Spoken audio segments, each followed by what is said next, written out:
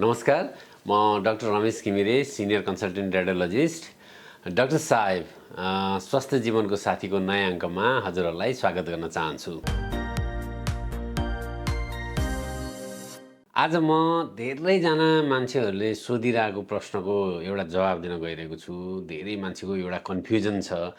मलाई सोसल मिडियादेखि लिएर पर्सनल्ली अथवा मैले काम गरिरहँदा चाहिँ जहिले पनि प्रब्लम दिइरहने एउटा कुरा छ। के अरे डाक्टर साहब, भिडियो एक्सरे अथवा अल्ट्रासाउन्ड गर्दा चाहिँ के कुरा चाहिँ ध्यान दिएर आउनुपर्छ? हामी के तरिकाले प्रिपरेसन हुनुपर्छ? खाना खानु हुन्छ कि हुँदैन कि?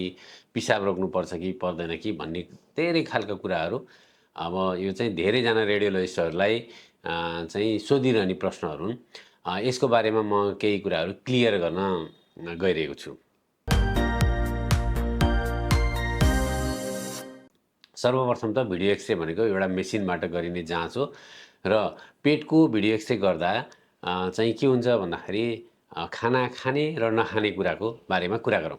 अब खाना खाएर चाहिँ समस्या आउने भनेको कहाँनिर हो? हामीले पेटको भिडियो एक्सरे गरिरहँदा भन्दा पित्त थैलीको अवस्था हेर्नलाई हो। पित्त थैलीको काम भनेको चाहिँ हामीले खाएको खानामा भएको फ्याटलाई पचाउनलाई, त्यसबाट चाहिँ पित्त निकाल्ने गर्दछ। पित्त निकाल्ने क्रममा त्यो पित्त कसरी निस्किन्छ भन्दा पित्त थैली खुम्चिसकेपछि चाहिँ स्क्विज भइसकेपछि त्यहाँबाट पित्त हाम्रो आन्द्राहरूमा जाने गर्दछ। भनेपछि पित्त थैली चाहिँ खुम्चिने भयो खाना खाएको अवस्थामा। त्यसमा पनि अलिक चिल्लो खाना बढी खानु भएको छ भने त्यसमा पित्त थैली झनै खुम्चिने भयो। खुम्चिसकेपछि पित्त थैलीमा भएका साना साना पत्थरीहरू अथवा पित्त थैलीमा मासु पलाएको अवस्था र पित्त थैलीको अन्य अवस्थाको जानकारीहरू हामीलाई लिन चाहिँ अलिक गाह्रो हुने भयो। त्यही भएको कारणले गर्दाखेरि अब यदि पित्त थैलीको समस्या छ अथवा पित्त थैली सम्बन्धी समस्या छ भने खाना नखाइकन भिडियो एक्सरे गरेको एकदमै राम्रो हुन्छ। भनेपछि खानाले अरू सबै खालको जाँचहरू गर्नलाई केही पनि असर गर्दैन, पित्त थैली बाहेक। यो हामीले बुझिराख्नुपर्ने कुरा हो। भनेपछि जति खाना खाएर आए पनि हामीले प्रोस्टेट हेर्न पऱ्यो भने, पाठेघर हेर्न पऱ्यो भने, मृगौला हेर्न पऱ्यो भने, कलेजो हेर्न पऱ्यो भने, प्याङ्क्रियाज हेर्न पऱ्यो भने, इन्टेस्टाइन अथवा आन्द्राहरूको अवस्था हेर्न पऱ्यो भने, रक्तनलीको अवस्थाहरू हेर्न पऱ्यो भने पनि जति खाना खाइसकेको छ भने पनि फरक पर्दैन। तर पित्त थैलीको अवस्था हेर्नलाई यदि चिल्लो खाना खानुभएको छ भनेदेखि चाहिँ पित्त थैली खुम्चिने हुनाले चाहिँ खाली पेट हुनुपर्छ भनेर भन्न खोजेको हो। अब यस्तो अवस्थामा हामीले के गर्छौँ भन्दा कहिलेकाहीँ बिरामीले खाना खाएर आइसक्नु भएको छ, दिउँसोमा भिडियो एक्सरे गर्नुपर्ने छ र पित्त थैली राम्ररी देखिएन भने उक्त पेसेन्टलाई हामीले भोलिपल्ट बिहान खाली पेटमा आउनु होला। हामीले फेरि भिडियो एक्सरे हजुरको पित्त थैलीको लागि चाहिँ रिपिट गर्नुपर्ने भयो भनेर पनि हामीले काउन्सिलिङ गरेर फेरि रिपिट स्क्यान पनि गर्ने गर्दछौँ। अब यसपछि आयो पिसाब रोक्नुपर्छ कि पर्दैन भन्ने कुरा आयो।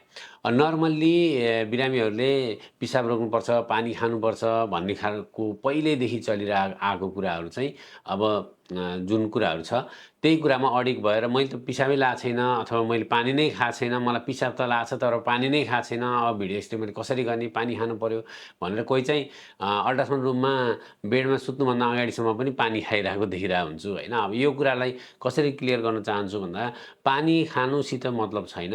हाम्रो पिसाब थैलीमा अलिकति पिसाब भयो भने छोरा मान्छेमा प्रोस्टेट भन्ने ग्रन्थि हुन्छ।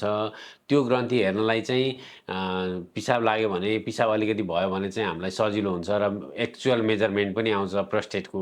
त्यस्तै गरी महिलाहरूमा चाहिँ पाठेघर र डिम्बहरू हेर्नलाई पिसाब थैली भरिएको छ भने चाहिँ पाठेघर र डिम्बहरू पेटको माथिल्लो भागसम्म आइपुग्छ र हामीलाई पाठेघरको सम्पूर्ण प्याथोलोजीहरू हेर्न, डिम्बाशयको प्याथोलोजीहरू हेर्न अथवा पेल्भिक रिजनको प्याथोलोजी हेर्न चाहिँ पिसाब लागेको छ भने चाहिँ सजिलो हुन्छ।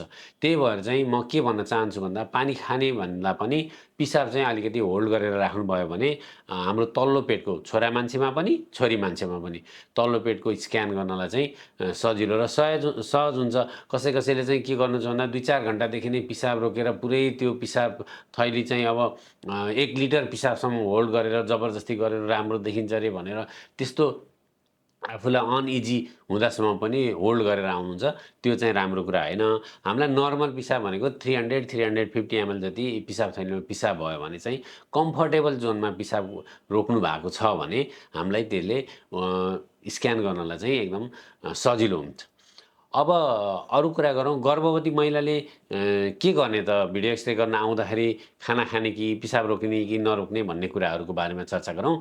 गर्भवती महिलाले चाहिँ सुरुको 3 महिनाको जाँचहरूसम्म चाहिँ हल्का पिसाब रोकेर आउनुभयो भने चाहिँ बच्चा चाहिँ तल्लो घरमै हुनाले चाहिँ पिसाब थैली भरिसकेपछि माथि आउने हुन्छ पाठेघर, जसले गर्दा चाहिँ बच्चा चाहिँ राम्रोसित देख्न सकिन्छ। 3 महिनासम्मको अवस्थामा चाहिँ हल्का पिसाब लागेको राम्रो हुन्छ भने 3 महिनाभन्दा पछि चाहिँ पिसाब चाहिँ फेरेर आउनुपर्छ। पिसाब एम्प्टी गराएर आउनुपर्छ अथवा पिसाब रोक्न जरुरत छैन। पिसाब भयो भने झन् स्क्यानहरू गर्न चाहिँ बच्चाको स्क्यानहरू गर्न, अप्स स्क्यानहरू गर्न, एनोमल स्क्यानहरू गर्न चाहिँ झन् अप्ठ्यारो हुन्छ। त्यही भएको कारणले गर्दा 3 महिना पछिको जाँचहरूमा चाहिँ के गर्नु पर्यो त भन्दा पिसाब रोक्नु पर्दैन। र खाली पेट बस्नुपर्छ कि पर्दैन गर्भवती महिला भन्दा पर्दैन। खाली पेट झन् बस्ने नै होइन, झन् खाना खाएर आएर स्क्यान गर्नुपर्छ। किन भन्दा खाना खाइसकेपछि हाम्रो पेटको बच्चा चाहिँ चल्ने हुन्छ। जति चलायमान भयो त्यति हामीले बच्चाहरू हेर्न झन् सजिलो हुन्छ। भनेपछि चाहिँ गर्भवती महिलाले पिसाब पनि रोक्नु पर्दैन र खाना पनि मजाले खाएर आउनु पर्यो।